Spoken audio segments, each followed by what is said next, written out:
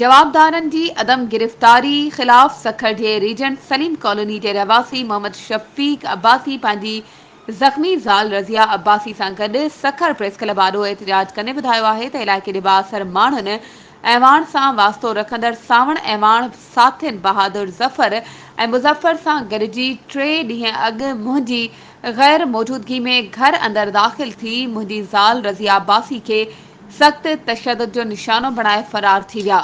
वाक़े जो इतलाउ पुलिस खे ॾियण ते पुलिस जवाबदारनि खे गिरफ़्तार कयो। बाद में सियासी मुदाख़लत बाद खेनि आज़ाद कयो। जवाबदार आज़ाद घुमी रहिया आहिनि ऐं असांखे मोतमार धमकियूं पिया ॾियनि।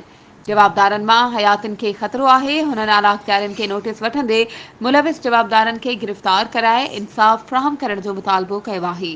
वधीक ख़बरुनि ऐं अपडेट्स जे लाइ असांजे चैनल खे सब्सक्राइब कयो ऐं हा, बेल आइकन खे प्रेस करणु न विसारिजो त जीअं असांजी हर नई अचण वारी वीडियो तव्हां ताईं पहुची